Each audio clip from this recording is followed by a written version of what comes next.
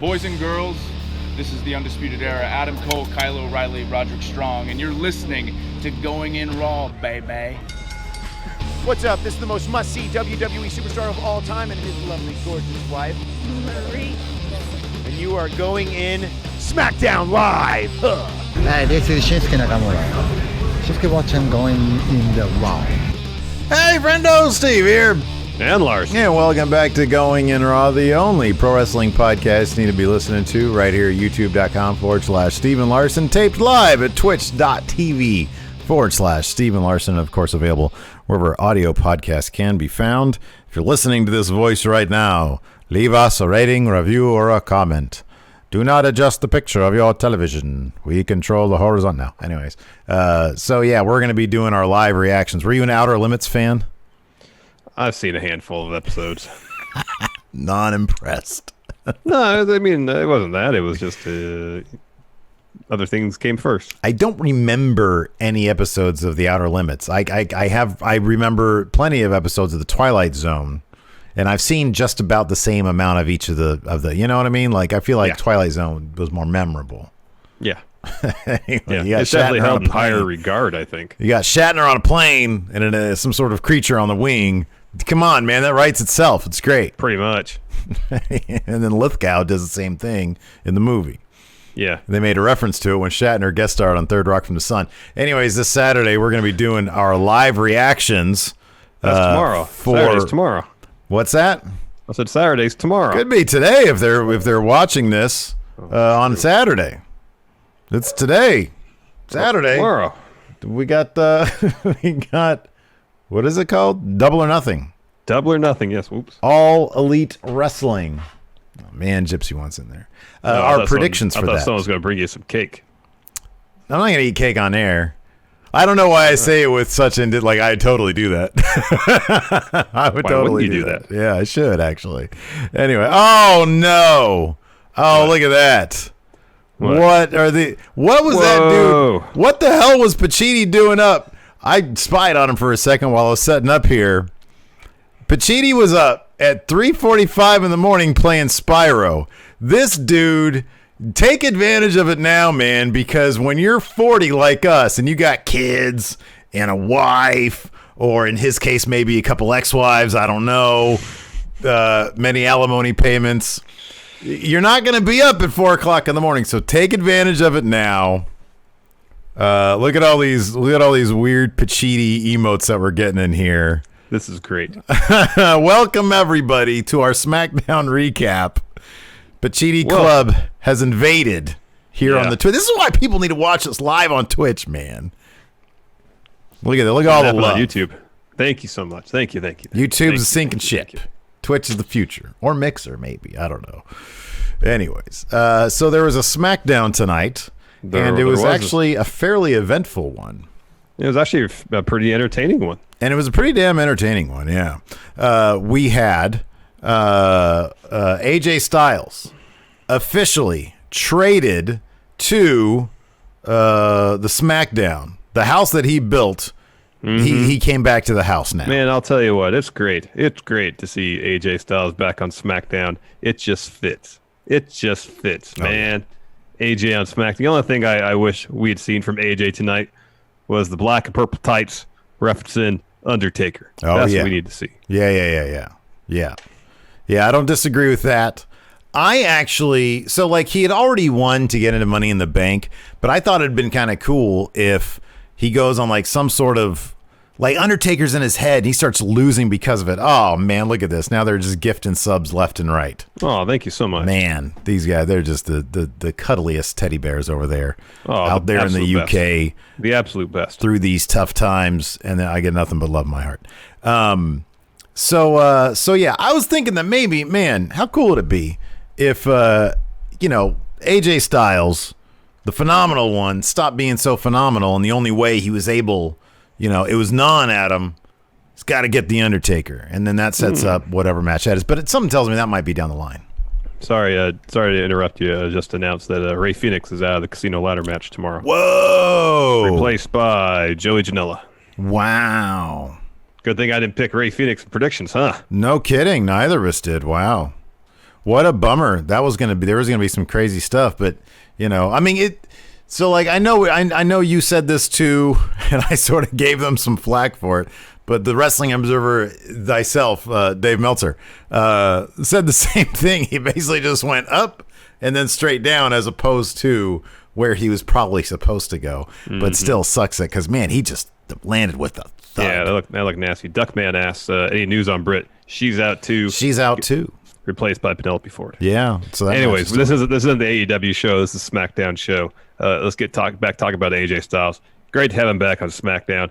I really wish when they do these deals, and I know the way that it sounded like the voiceover is recorded for Michael Cole announcing the deal tonight, they probably recorded this today.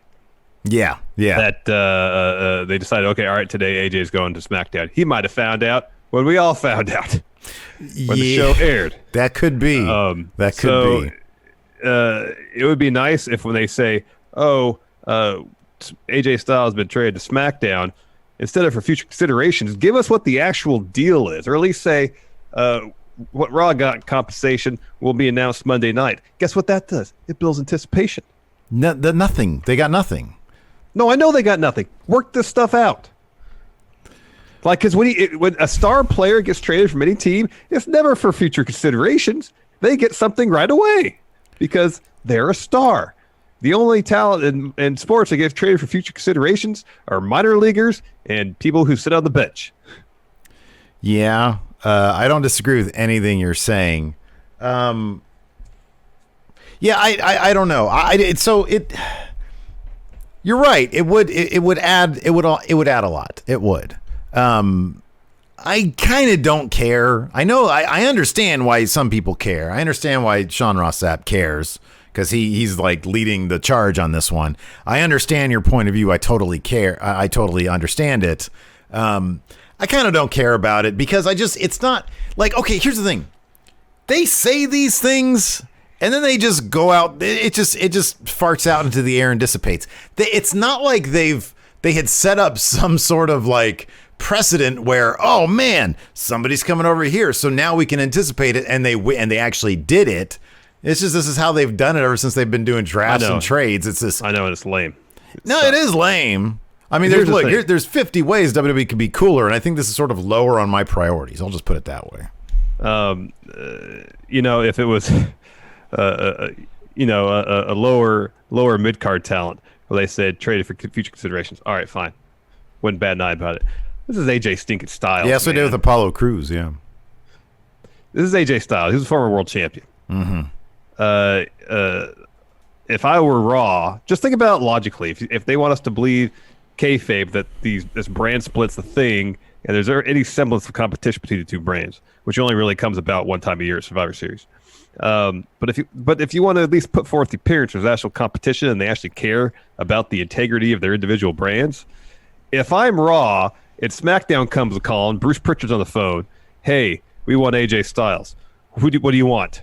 Let me think about it, and I'll let you know somewhere down the line. You can have him right now. I'll be honest with you, Nobody's going to man. do that. I'll be honest with you. Look, dude, they had like the 4 highest profile members of Bullet Club all under the same banner, and they never did anything with them.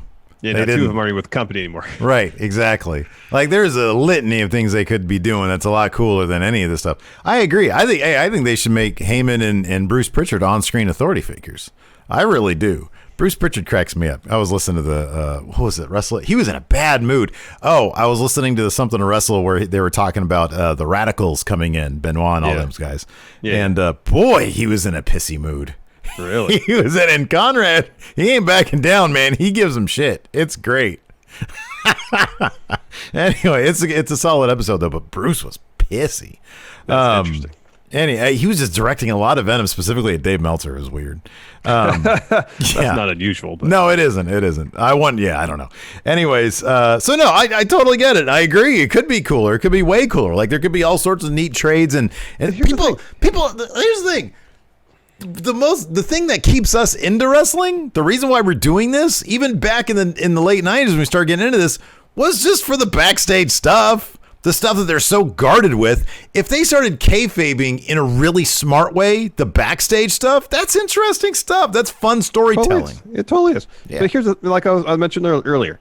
You announced on SmackDown, hey, AJ's been traded here. Instead of saying for future considerations, Raw will announce who they got in return Monday night. Mm-hmm. That builds anticipation. I know. Who's jumping brands? I know. It's not that difficult. I know. The go coolest to the thing SmackDown about the roster. Monday Night Wars was people jumping companies.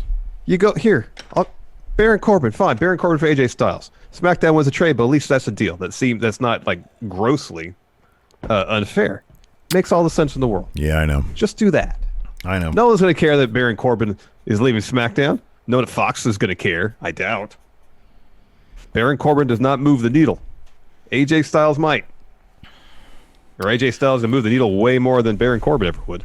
Oh, yeah. No, for sure. 100%. And the other thing about bringing AJ to SmackDown, if he ever has another go-around with The Undertaker, Undertaker's on SmackDown. Mm-hmm. And that's going to move the needle. Do we know, has Raw been filmed yet? Monday's Raw has been filmed yet? Oh, man, I didn't memorize that schedule. Because it wouldn't shock me. It would not shock me if Baron Corbin found out on Monday that he has been moved. But you're right. Like, the idea of the anticipation of it would be much more interesting. I agree with that totally. Because there's really nothing left for Baron left on SmackDown, man. I guess he hasn't fought The Fiend. Yeah, no one wants to see that. They've gotten Baron to the point that the sad thing about Baron is that there's actually some really cool things you could do with him as a performer. But they have done none of it. His theme song, his like actual theme song, is one of my favorites in the company. It really is. You have it. That's Even the theme before that's really good. I know. Both of his themes have been really good. But then they intercut the stupid King stuff. It's irritating. I know. It's super irritating. They go out of their way to make people be lamer. Anyways, moving on. This is this WWE bitch fest right now.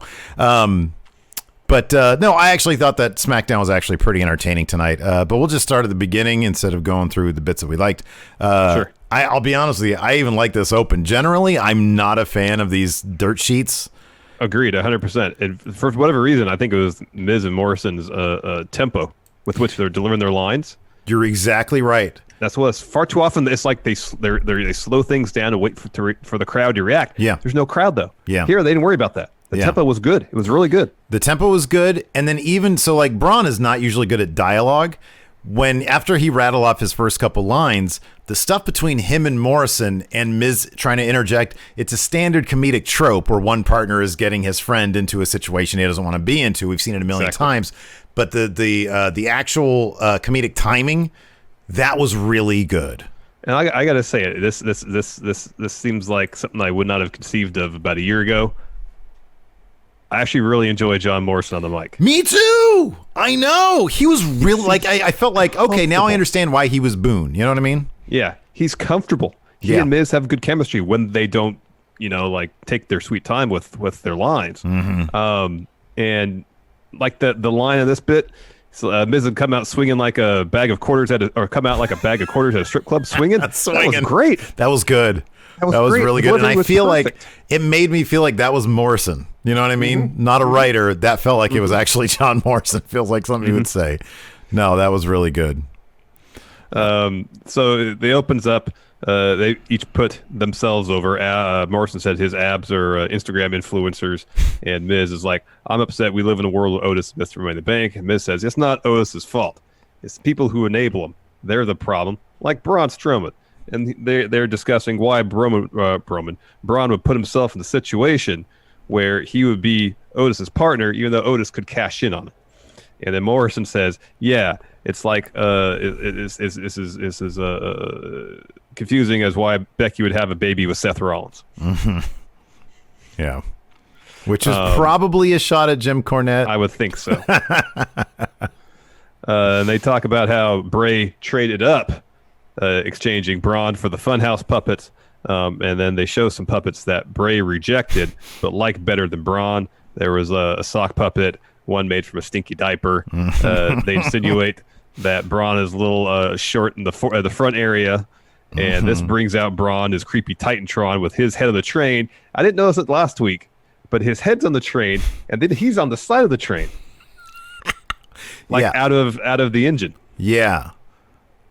So he's not it's not an anthropomorphic train of Braun. Okay, hold on a second. And like normally you would think, okay, it's the Strowman Express. He's man train. Mm-hmm. That's not the case because he's on the train too. It makes it really confusing. Let's see here. Okay. Oh, okay. Okay. So here we go. So he has constructed a train that is an ode to himself, of which he is the conductor. Yeah. I mean, I'd be honest with you, it's actually kind of badass. I mean, if I had such an inflated ego. Let me ask you. What's more badass? You just making a train with your head on it, or you altering the universe using your hand power, because he's got hands, using your hand power to merge yourself with a locomotive. So you are locomotive, and locomotive is you. So in theory, am I allowed to, can I go back to being person if I want to? Yeah, sure, you could transform. So I'm like a transformer person. Okay. Yeah. Yeah, that'd be cool. The thing I don't like about trains is that they have to stick to the tracks. You can only go. You never read what was that book? Toodles, the kid's book. Is it Toodles? I think Toodles. He got in trouble for going off the track, but he went off the track. See, what kind of story is that? It was because what a terrible lesson. What? Never go off the track? Yeah. I know. I don't really like reading that book. So, anyways, Braun. They tricked that poor train into getting back on the track. They get the whole town people and wave flags. If you wave flags, they have to stop. They're called Toodles. I think it's called Toodles. Was it Toonses, the train? No, anyways, Braun comes out. He tosses the chairs out of the ring, and he's like, Toodles the train. And he's asking Miz and Morrison, what's up? And he's like, I like you guys. You're kind of funny. Your show's not half bad. Thanks for inviting me. And they're like, Braun, we didn't. I could be wrong about this. We didn't book you. And even like when Braun got into the ring and did his raw thing, he did it towards them, and it was just a good performance. Like they freaked out about it. Yeah, they jumped back. They were really good here. They were really good. So, anyways, Braun. What is He's Miz? out there. It's like, here, ask him a question. So Miz and Morrison are arguing a little bit, and Braun wants a question about Bray. He says, "Ask me about Bray." And Miz asked Braun, "Do you think you're done with Bray? Because you're not." Miz says, "I've had a lot of experience fighting Bray. It was like the worst experience of my life. It sent me to the lowest of lows." And then Morrison gets up in Braun's face about pitting him last week in the tag match, and he starts talking about a bunch of trash and says, "You couldn't handle the Miz. He'll come out like a bag of quarters at the strip club swinging." And then Braun's all, "Is that a challenge?" And Morrison says, "Yeah." And Braun says, "I accept." And Miz's delivery on, damn it, was perfect. It was absolutely perfect. It was absolutely perfect. And even I really like how they pivoted from, so the guys are kind of freaked out by Braun, but they're not so freaked out by him that they're like, cowering idiots. And I like that the Miz then took Braun to task, like before the interchange between Morrison and Braun, about the Fiend. He's like, whoa, wait a second, back up. Let's halt the conversation right here. You think you're done with the Fiend? I fought Bray. You're not done with him. Like giving him a word of warning, which I thought was just real. I don't know. It was cool. They got a guy who, So yeah. Anyways, Miz is like, damn it. Then we get Miz versus Braun Strowman. Miz was selling like crazy for Braun. He was doing a pretty good job with his stuff. Braun was just absolutely destroying him. Mm-hmm. Miz got a bit of offense in, but in the end, Braun just hits with a power slam for the win. After the bell, Morrison gets on the mic. And he says, "Yeah, you beat Miz, you beat me, but you can't beat us both.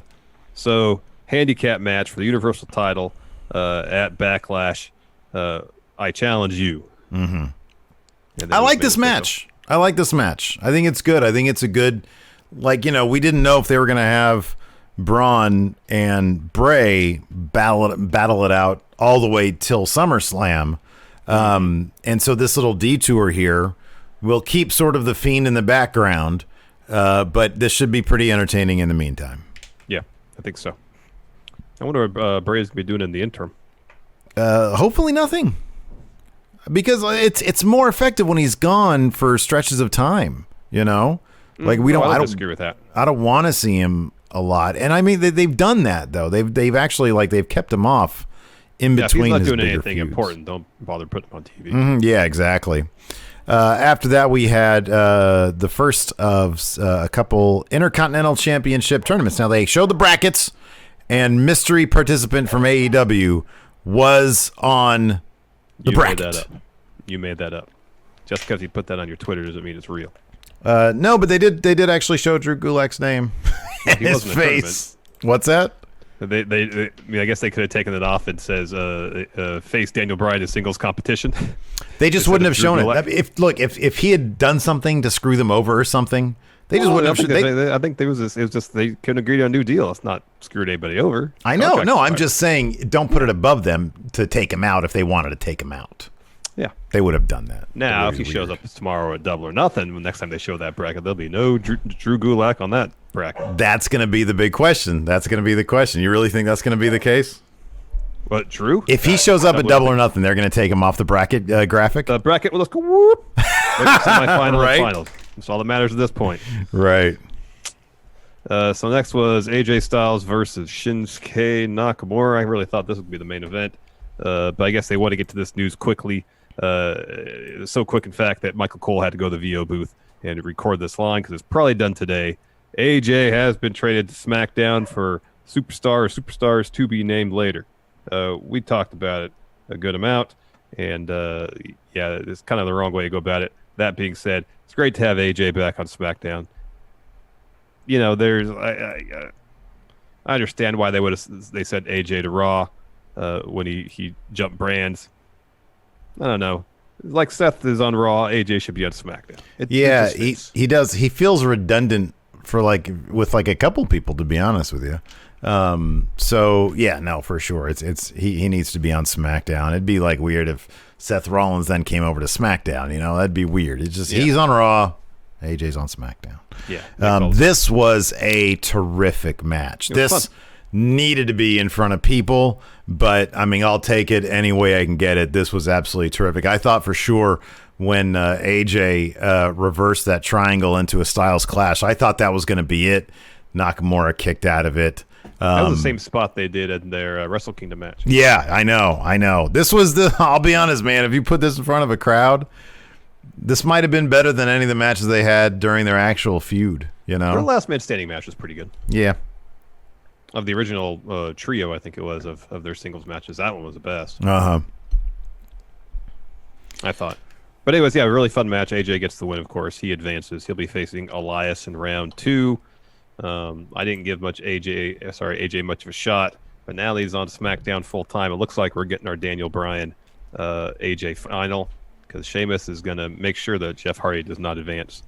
Spoiler alert, to the finals when he faces Daniel Bryan. So it's going to be Jeff Hardy versus Daniel Bryan. Mm-hmm. So, yeah, I was thinking he was either going to be there, he'd actually interfere in the AJ Styles final with Jeff Hardy.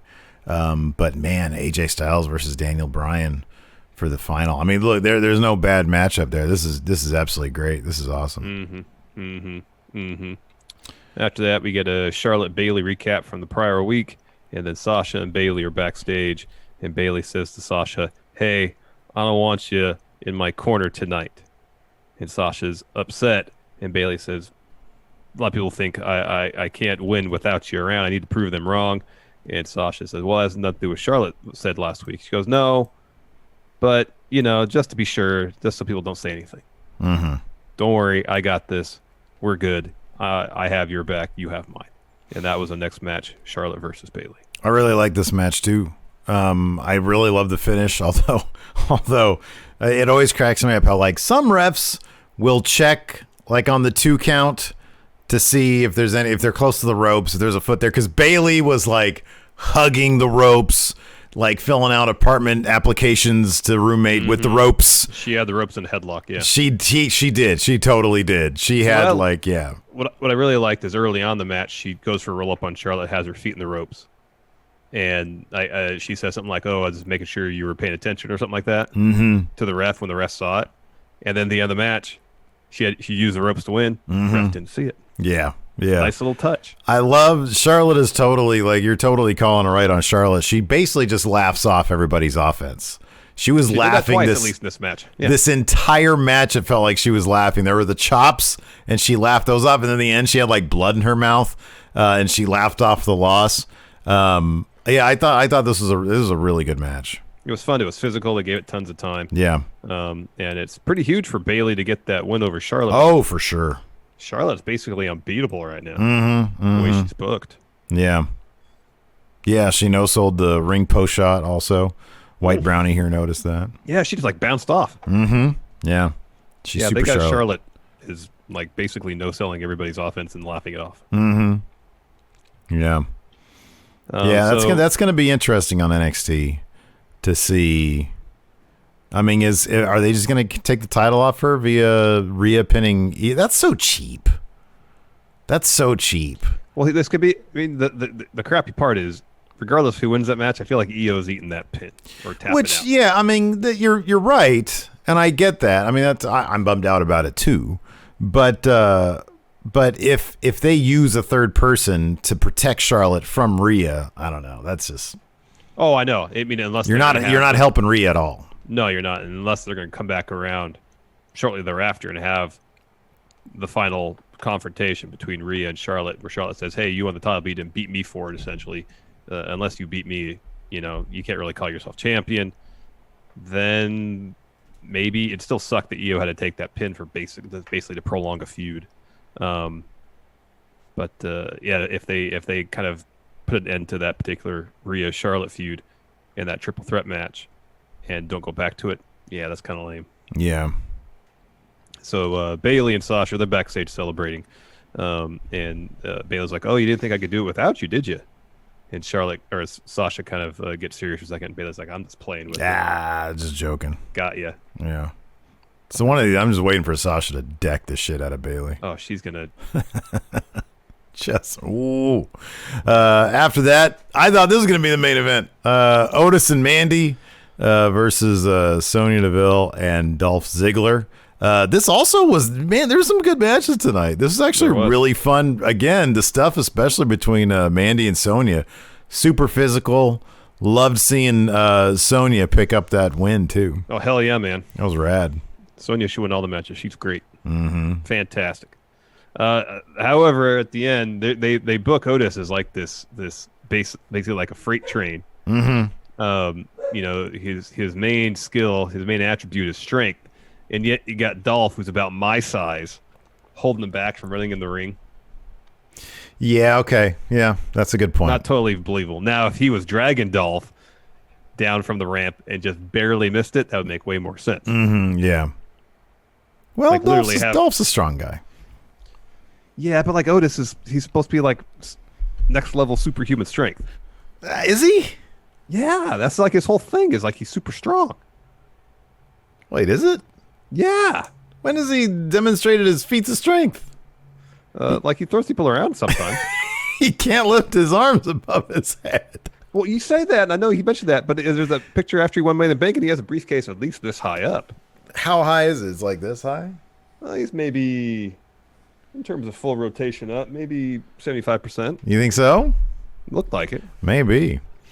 The Enforcer says dullard strength. Yeah, I know. I get it. He's supposed to be a strong guy. I get that. But like, I don't know about like he's not Braun level strong. No, obviously not. Yeah, obviously not. But yeah. He's in terms of strength power rankings, he way outpaces Dolph. Maybe. Way outpaces Dolph. Yeah, I'm with Zondo thing. I thought his thing. Zondo here in chat says I thought his thing was stupid, hungry, and horny. I don't even understand how the what is it called, the worm or whatever it's called, caterpillar. The caterpillar. I don't even get how that beats anybody. I mean, it's the same thing with the people's elbow. I never really understood that, but I understood it more than the caterpillar. Yeah. Well, The Rock did the people's elbow wasn't exclusively his finisher. He had the rock bottom, which he used more often than not. Mm-hmm. He'd bust out people's elbow from time to time. Like when all the matches that Baron wins the deep six, those are kind of like the matches The Rock would more often than not win with the people's elbow, you know? I wish there was like a database where I could look this stuff up, because I swear to God, Rock used to win all the time with that people's elbow. There was a stretch where he was using that more than the rock bottom, but I feel like for the length of his career, 75% of the time, rock bottom was his finish. So the thing about that I do definitely remember is I think it was which was the Mania match between him and Austin, when they used to started doing each other's finishers left and right, and when they were doing that, Austin was using the rock bottom endlessly, and so well, here's the thing: The Rock, I don't believe, ever beat Stone Cold the people's elbow. No, of course not. It would take a rock bottom. Took the rock bottom, but like 5 Probably of them. same with Triple H. Yeah. Yeah, Triple H. Man, I can't wait for that last ride. Did you see the thing that Sean Ross Sapp posted about the outtake from credit sequence, more or less? Yeah, I guess so. Where Cain and Taker. So it was like an outtake from a promo from their Saudi Arabia match with DX, and Cain is saying remember when Cain, they're in like the Bowsy Arena, and Cain says, "I've got 2 words for you." Except he says, "But I've got 3 words for you." And then Undertaker says, "Go F yourselves." But he actually uses the word. I don't want to get demonetized. Yeah, no, that's really great stuff. That's pretty funny. So yeah, anyways, Sonya Deville gets Mandy with the running knee, or the Shining Wizard, last shot or whatever. And then Dolph at the end super kicked Otis in the face. So Otis and Mandy were both left lying, not in the good way. After that, we had a Jeff Hardy promo, full face makeup, and he was talking about how the first singles title he ever won on his own was the IC Championship, and it would be a full circle, if you will, for him to pick this thing back up. Start his last good run with the company. Mm-hmm. Yep. Yeah, he says that he asked the universe, and it provides. It's one last blaze of glory runs through Sheamus. Lobster head. For that match in the main event, Sheamus ran through Jeff Hardy for about 90% of the time. So the Forgotten Sons had a promo after this, which Did Steve Cutler forget his lines at the beginning? Okay, so this is taped.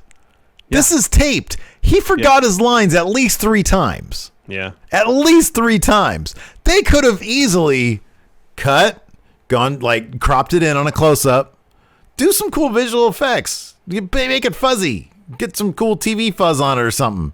Yeah, it's like the NWO video package. Yeah. That's what I'm going for here, kind of. He forgot his lines several times, and it wasn't just dramatic pausing. He forgot his lines. And then it's like Memorial Day weekend. It just feels tacky. At this point, I'm sorry, man. It just kind of feels tacky. Maybe that's what it is, because he said the thing about, hey, all of us. Yeah. We had a tough time adjusting to life when we got back home. Mm-hmm. Only 2 of the 3 of them are veterans. Where was Wesley Blake? Exactly. What? So maybe he's self-conscious about that, and that affected his performance. Cutler? But Blake is the guy who I thought wasn't... Who actually served? Cutler and Riker. Yeah. But maybe Cutler saying, referencing all 3 of them serving, maybe he's self-conscious about that. That could be. I don't know. When you start talking about, like, you guys forgot us, and what was that line that he used at the end about blood? Same thing that Riker said the week prior. Oh, was it? Okay. Says, you'll have our blood on your hands, but now that we're here, we'll have your blood on ours. I think that's what it is. Maybe it's because they opened the episode tonight with like a Ronald Reagan speech about, sacrifice and loss. And I'm sitting here thinking, well, 2 out of 3 of you guys appreciate your service. Thank you for that. 1 of you guys didn't. So you're kayfabing that. Not good. I don't know, man. Telling you, the story is right there. Wesley Blake owns the junkyard. The only place like Cutler and Riker had such a hard time finding work upon the return from the military service. Wesley Blake was the one place they went to where they felt welcome. He hired them. God. They got work. They formed a bond. There's wish your story, and you explained the junkyard. I wish we were writing this shit. I really do. Because he could be like, you know what? Everybody rejected us, except for this man right here. He gave us a chance. He gave us a chance. He gave us a job at his shitty junkyard. And because of that, we found a way to adjust back into society after serving tours of duty overseas. It's like, do you know how many needles I got stuck with in the foot just walking around that place? He got me. I've had 12 tetanus shots this year, stepping on rusty nails. They're like, you only need 1 every 7 years. I'm loading up. What do they get you? What do you put in you for the tetanus shot? Just tetanus? Tetanus to make sure you don't get tetanus, right? No, tetanus is actual the condition, lockjaw. Oh, okay. So this is some anti-lockjaw thing. Yeah, it's like a vaccine. Yeah, It's a tetanus vaccine. Okay. yeah. Sure, it has an actual name, though. But then when there's like a coronavirus vaccine, we're not going to really know the name of it. It's going to be the coronavirus vaccine. It's like the flu vaccine. The flu shot. I don't know what it's Flu called. shot. Yeah, it's called flu shot. That's what it's called. Speaking of which, you see, it's funny. We're talking about that. Big Jeff literally just texted me, said, you see Patrick Ewing got the Rona? Man. Gee whiz. Tough going. So next we have Miz and Morrison backstage. Miz is giving Morrison the business about setting up the match between himself and Braun. Morrison, he must be a glass half full type guy. Says, hey, look, at least now we have a title shot at Backlash. Renee Young comes in, asks strategy or something, and they lift off a number of reasons why they think they could beat Braun. Apparently his record in handicap matches is very good. Something about him, it smells like the diaper puppet from the Bray Puppet vignette. Boy, Bama loved that. Yeah. She started paying attention when they were doing the puppets, and then the diaper puppet started farting, and the shit came out of its mouth, and she looked at me and just started cracking up. She loved that.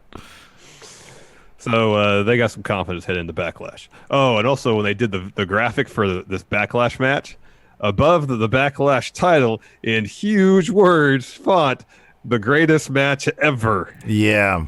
They're centering the marketing of Backlash around this Edge and Orton match that's going to be a massive rib. It is, and I think Vince is dying laughing every time he sees that. I have to believe it because it's so silly. I was gonna see if they had uploaded that. Oh man, I gotta get those He-Man figures. You're all about those, man. Some of those look so cool. The was it John Cena one that's see-through? That one looks cool. Edge and Randy Orton reignite rivalry, hoping to author the greatest wrestling match ever. That's awesome. Preview. It's awesome, but it's also absolutely terrible. Yeah. Oh yeah, I love that. I remember. I think they ran this on Raw. With it's like a scaffold type thing. Yeah. Yeah. With like the huge words, greatest wrestling match ever. That's so awesome. That's so great. You know what it sounds like? It sounds like they're taking a cue from the Saudi Arabia marketing people. Mm-hmm. The greatest Royal Rumble ever. Equal to or more than a WrestleMania event. Yeah. After that, there was a Jeff Hardy Sheamus video package recapping all their encounters. Finally, main event: Jeff Hardy versus Sheamus. Sheamus dominated this match. Yeah, for the most part. He beat the crap out of Jeff Hardy here. He did. Yeah, he did, and literally, he was beating the crap out of him all over the arena. And they sent him for a bro kick. Jeff Hardy gets out of the way, rolls him up, gets the win. So something tells me Sheamus is not going to be happy about the nature of that loss, and he's going to get himself involved in Jeff Hardy's match against Daniel Bryan. He was pissed at the end, and that's how they went out. It was on Sheamus's very angry head, very pale but red head. But again, fun match. All the matches tonight were fun. Man, I don't know anybody complain about this. It could complain about this SmackDown, man. Like all these, this is really good stuff.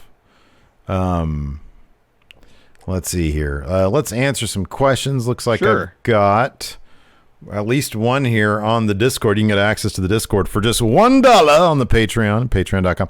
Crap. Hey, did we do a 10 for the win today? No, I got to do that. I'll do it tomorrow. Okay, cool. Yeah, just let me know when you do. I will send out an email to all the Twitch subs with all of the week's programming. Gotcha. Right. Mr. Lipkin says, if Stone Cold were a surprise entrant in the Royal Rumble, who would eliminate him? Mr. Lipkin offers up either Kevin Owens or Baron Corbin. It'd probably be Baron because they'd probably think that'd get Baron tons of heat. No, not a chance. There's only one man, it'd be Roman Reigns. Mark of Steel, all that matters is that AJ is in the back in the house he built. He got that right.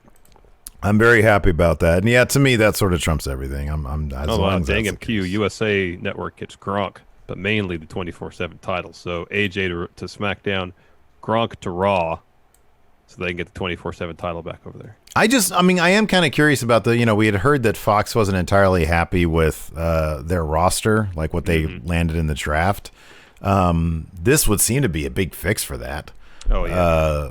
So yeah, I mean, if they're, I wonder if this is sort of like, hey, also, you know, because I guess USA was pushing for that brand versus brand invitational. Mm-hmm. I wonder if this is like, hey, listen, Fox, I know you don't want your show being or Raw being advertised on your show. What if we just give you AJ Styles? That'll make everybody happy. Yeah, maybe. Maybe, I don't know. Who knows? Mr. Forbesy, should they officially get rid of the brand split until live crowds are back? No. I feel like, I think they're kind of, it seems like they're operating on kind of smaller rosters as it is. Yeah, they are. And if you just get rid of the brand split, you'll just see the same 16 people on both shows. Yeah, they don't. No, make them different. Make them different shows. James Fletcher. Okay, he says not WWE related, but do you think if it's a joke? If Sean Spears wrestles 10, he will start to have PTSD. Very clever, James Fletcher. Very clever. Dangum Q, if Fiend versus Style happens, does Styles revert back to his clean-shaven, short-haired TNA days? That'd be pretty funny. That'd be rad. That'd be awesome. Alex Foster, who should replace Austin Theory in Andrade's LIJ? He says, besides, of course, Kona Reeves, because we don't want the group to be too overpowered. Everybody's got the jokes tonight. I know. But he put the finest in that faction. Maybe he'll live up to his name. The finest.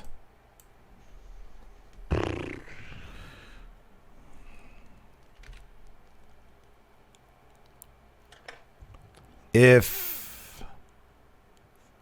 see, who's in it right now? Oh, it's Andrade. It's just Garza and Andrade. Put Cedric and Yeah. Ricochet. Ricochet. Yeah, I was about to say them too. Do that. That'd be cool. That'd be rad. Give him some edge. Put him on TV. I know. O-Dog, Morrison feels like he refuses the script and makes it up as he goes along, the Becky joke especially. Yeah. Morrison I know. feels like he's just talking. I know, He's it's just being great. him. I wonder if them getting rid, that's disrespectful to say, laying off a bunch of their writers, I wonder if they might be relying more on the wrestlers to come up with stuff.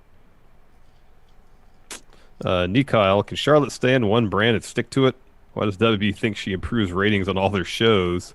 Thanks to former enforcer, Stevie Bradley, for the gift earlier this week. So I don't know, man. I understand. I've seen that out there. It's not like she's like obviously increasing ratings.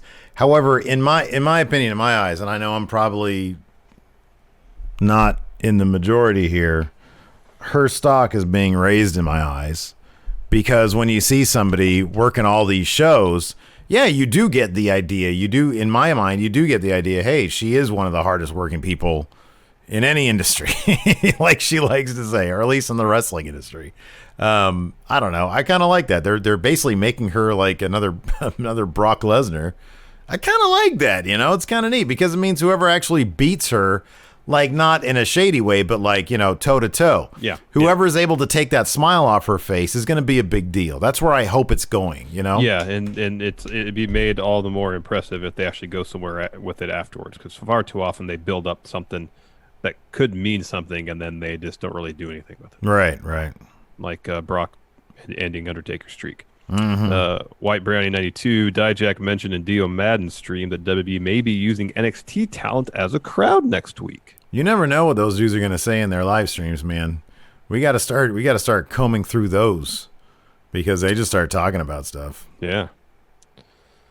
I would love that, by the way. I think that's that'd great. be cool. That'd be so rad. On Dem says, hey, Larson, did you see the Terry Fox edition Adidas shoes? They sold out super quick, but I was wondering what you thought of the shoe guy. I had not heard of them.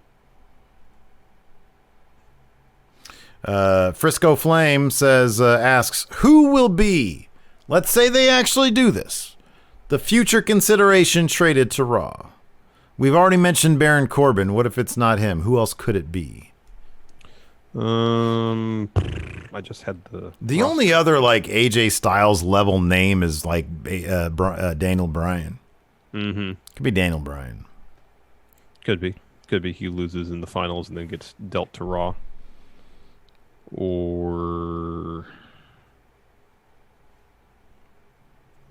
Bob Roode. Oh my God, yeah. I wonder, is he does? He lives in Canada. Yeah, so okay. He's probably having some travel issues. All right.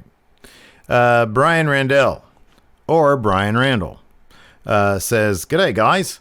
Imagine you're the heads of either of the main brands. You think he's Australian. Your ratings are in the toilet. And you need something to bring people back. You have enough money to bring in one mainstream actor and train them to wrestle. Who would you choose for your respective brands? Also, Steve, your Australian accent is New Zealand. I facepalm every time I hear it. Look, man, it's the same thing. I mean, it's all the same thing. New Apparently Zealand, not, Australia. because They hate that. They hate that when people say it's the same thing. This is my name, and I win. Chris Hemsworth. Oh, wow. Beat that. Beat that. Beat that.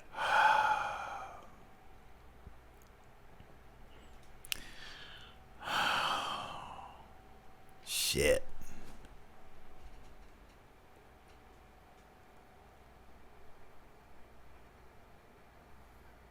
I mean, you can like. It's funny because I'm going to a couple different places. Like, there's Chris Evans, but no, like Hemsworth can be a straight up like the most popular tweener of all time. Chris Evans is a baby face. Same with John Krasinski, babyface, super babyface. Although I wouldn't mind seeing Jake Gyllenhaal after seeing him in Spider-Man: Far From Home. You should, you know what, man? I don't know if your kids would be too freaked out by it. Bama wasn't, and she gets freaked out by everything except for like super hard R-rated stuff, which is weird. But that Spider-Man: Far From Home, Gyllenhaal's so good in it. Well, he is. Yeah, I know he's great. But like even for like a comic book movie, he's so good in that movie. It's a really it's a solid flick. So the advantage of Chris Hemsworth is not only he's got tons of charisma, all the personality in the world. He's like 6'4" and he's already jacked. I know. He looks like a wrestler. I know. I love this answer, Mads Mikkelsen. Or Mads Mikkelsen. I don't know how you pronounce his name. That'd be terrific. That'd be so great. Oh, Omega Advent here says, I have not run this bet past you, but I guarantee you this needs to be our pandemic is over party. Okay. Hopefully if there's an official date that can go down in history.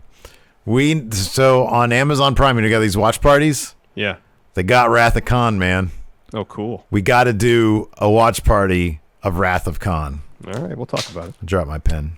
O-Dog, Edge versus Orton is going to be more but better than all other wrestling matches. Oh, that's a good answer, actually. Jason Momoa. I don't think that's not over Chris Hemsworth, though, but Jason Momoa, he's up there, dude.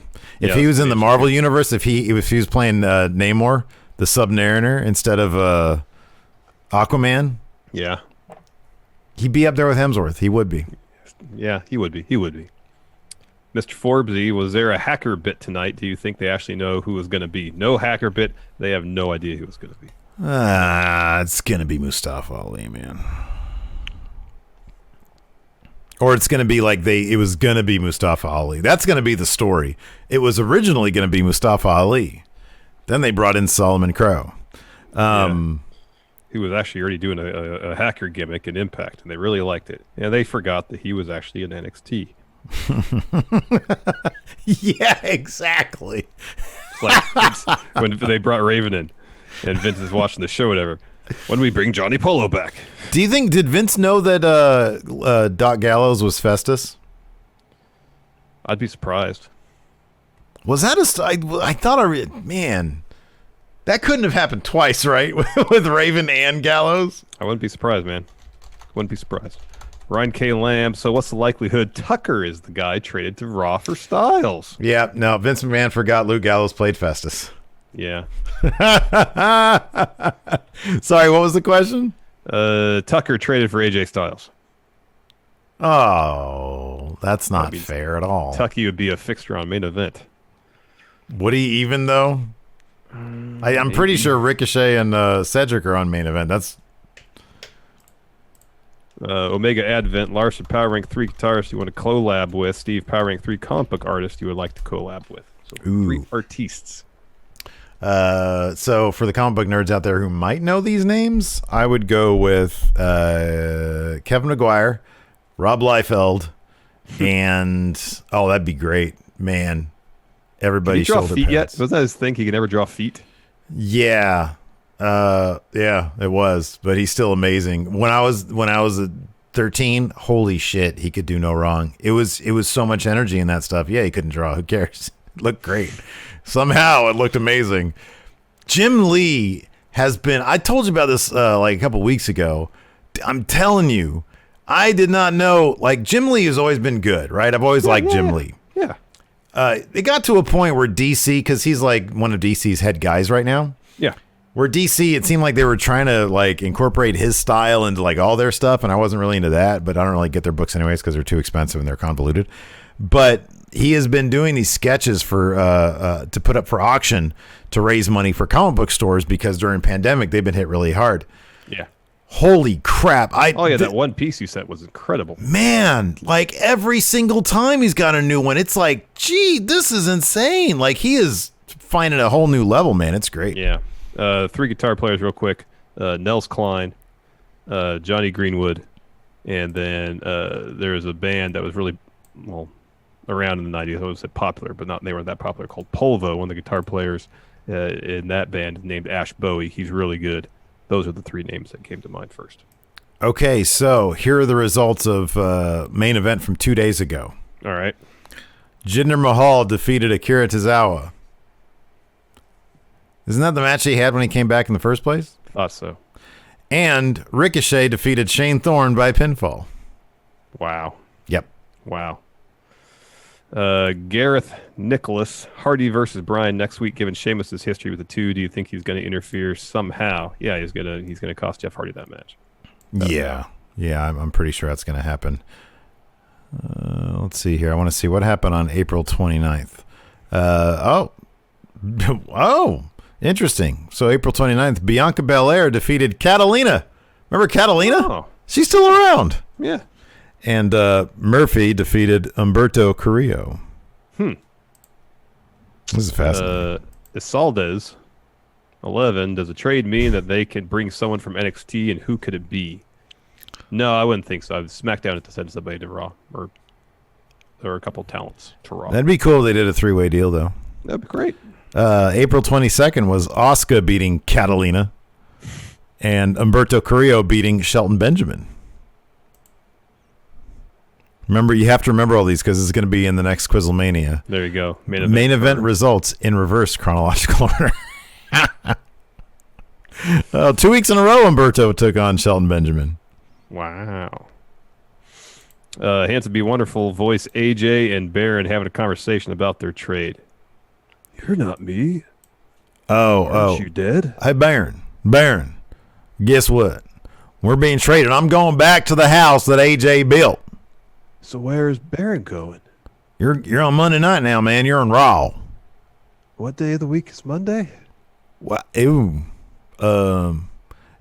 comes between Day of the Lord Sunday and Tuesday. Oh, that's organized and shrunken head day then. I'm organizing my shrunken heads. Oh, let's see here. Austin Theory defeated Shane Thorne, and Natalia defeated Aaliyah. What's Aaliyah doing on main event? Oh, the April Fool. Oh, man. Apropos, the April Fool's edition of main event.